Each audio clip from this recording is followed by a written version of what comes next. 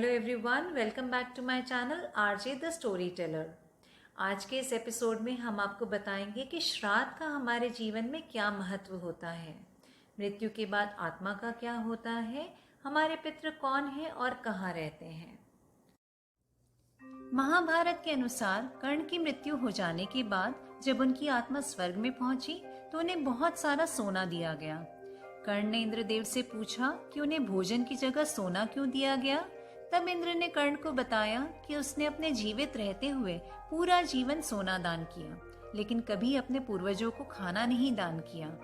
कर्ण सूर्य पुत्र थे, इसलिए उन्हें यह ज्ञात नहीं था कि उनके पूर्वज कौन थे और इसी वजह से वे कभी उन्हें कुछ दान नहीं कर सके। इस सब के बाद कर्ण को उनकी गलती सुधारने का मौका दिया गया और 16 दिन के लिए पृथ्वी पर वापस भेजा गया, जहां उन्होंने अपने पूर्वजों को याद करते हुए उनका श्राद्ध कर उन्हें आहार दान किया और तर्पण किया।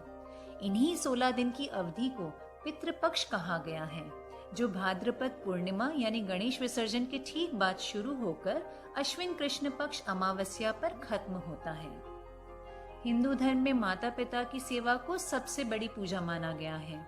पितृ ऋण ही सबसे बड़ा ऋण कहा गया है, जिसमें पिता के अतिरिक्त माता तथा वे सभी बुजुर्ग आ जाते हैं जिनकी वजह से हमें यह जीवन मिला है और हमारी सफलता में भी उनका सहयोग सबसे अधिक रहा है। माता पिता को मृत्यु के बाद लोग भूल न जाएं, इसलिए उनका श्राद्ध करने का विशेष विधान बताया गया है। श्रद्धया इदम श्राद्धम, यानी श्रद्धा से जो किया जाए वही श्राद्ध है। प्रेत और पितर के निमित्त उनकी आत्मा की तृप्ति के लिए श्रद्धा पूर्वक जो अर्पित किया जाए वही श्राद्ध है।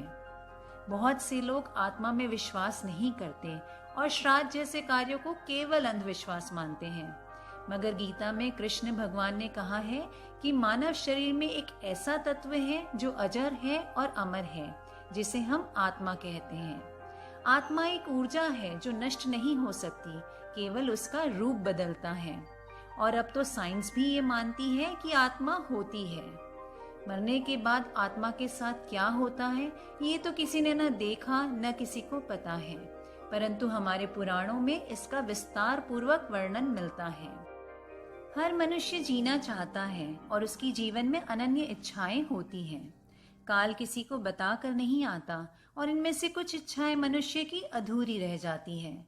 इसलिए जब आत्मा शरीर छोड़ती है तब वो शरीर के आसपास ही रहती है और पूरी कोशिश करती है कि वो वापस शरीर में चली जाए, पर वो जा नहीं पाती।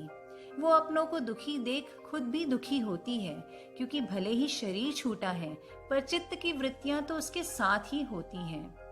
तो एक आत्मा को जब स्थूल शरीर छूटने का दुख होता है, साथ ही उसे इस बात की भी खुशी होती है कि लोग उससे कितना प्यार करते हैं। अंतिम संस्कार के बाद ये आत्मा अपने सूक्ष्म शरीर के साथ घर वालों के पीछे पीछे वापस घर चली आती है। 13 दिन तक वो आत्मा घर में ही रहती है। 14वें दिन आत्मा यमपुरी के लिए प्रस्थान करती है। प्राचीन ग्रंथों के अनुसार आत्मा को यमराज के दरबार में पहुंचने में करीब 11 महीने का समय लगता है और इस बीच उसके पास भोजन, जल और कपड़ों की कोई व्यवस्था नहीं होती। इसलिए मृत्यु के पश्चात 1 वर्ष बहुत ही महत्वपूर्ण होता है, जिसमें पितृपक्ष के दौरान दान और तर्पण की विधियों के द्वारा आत्मा की इन जरूरतों को पूरा किया जाता है। कहते हैं मृत्यु के बाद आत्मा की या तो अगति होती है या गति। अगति में आत्मा को फिर से जन्म लेना पड़ता है, चाहे वो किसी भी रूप में हो, और यदि आत्मा को गति प्राप्त होती है तो वह ब्रह्मलोक, देवलोक, पितृलोक या नरकलोक में जाती है। हमारे पूर्वजों को गति प्राप्त हुई या अगति ये तो हमें नहीं पता, मगर एक बात तो तय है कि हमारे पूर्वज किसी न किसी रूप में हमें देख रहे हैं और हमें आशीर्वाद देते हैं।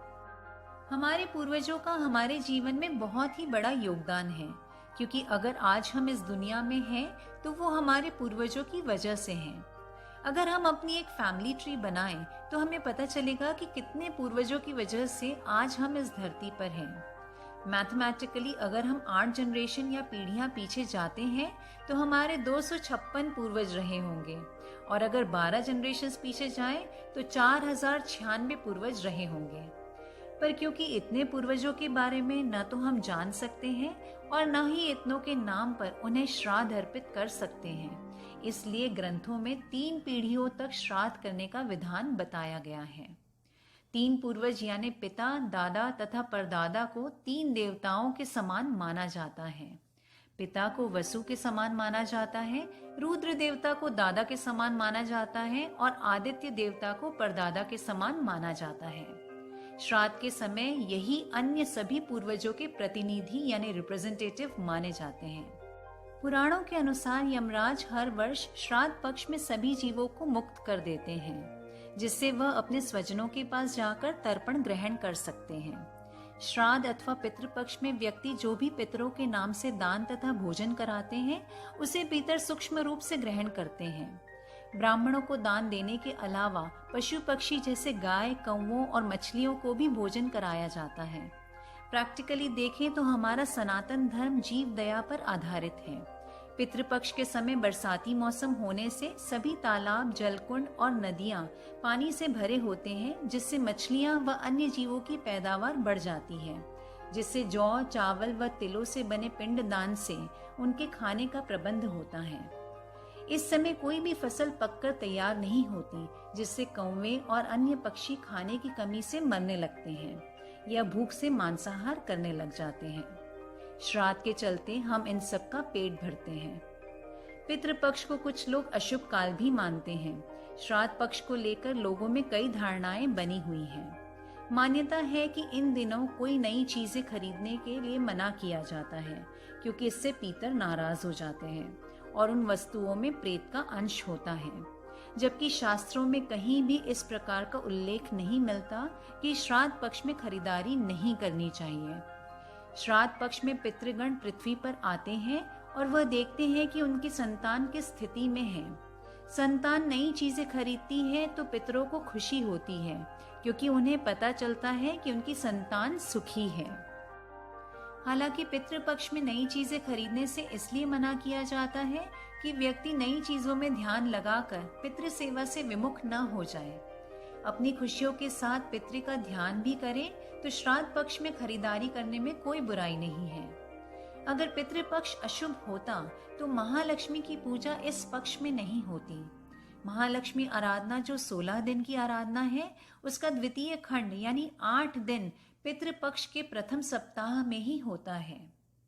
आध्यात्म के नजरिए से पितृपक्ष आत्मा और आत्मिक उत्कर्ष का वो पुण्य काल है जिसमें हम अपने अस्तित्व से, अपने मूल से रूबरू होते हैं।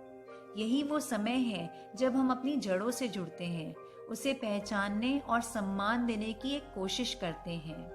ये साल के वो दिन हैं जहां हम अपने पूर्वजों के प्रति अपनी कृतज्ञता दर्शाते हैं। धार्मिक दृष्टि से ना सही, परंतु अध्यात्म की दृष्टि से अपने पूर्वजों का श्राद्ध करके हम अपने आप को ही तृप्त करते हैं, क्योंकि हमारे पूर्वजों का अंश हमारे भीतर भी है। हमारे पूर्वज वो वृक्ष हैं जिसका हम फल हैं। अपने माता पिता की मृत्यु के पश्चात उनको याद करके उनका धन्यवाद करने की परंपरा केवल भारत में नहीं, बल्कि दुनिया के बहुत से देश जैसे south America, Australia, China, Sri Lanka में भी है।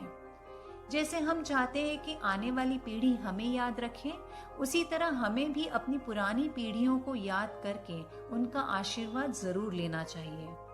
हम विश्व या देश के इतिहास के लोगों के जन्म और मरण का दिन याद रखते हैं, गांधी जयंती, बाल दिवस, अंबेडकर जयंती इत्यादि, मगर हम अपने ही इतिहास के उन खास लोगों को भूल जाते हैं जिनसे हमारा अस्तित्व है। इसलिए कहते हैं, पिता धर्मः पिता स्वर्गः पिता ही परमं तपः पितरी प्रीति मापन्ने प्रियन्ते सर्व देवताः।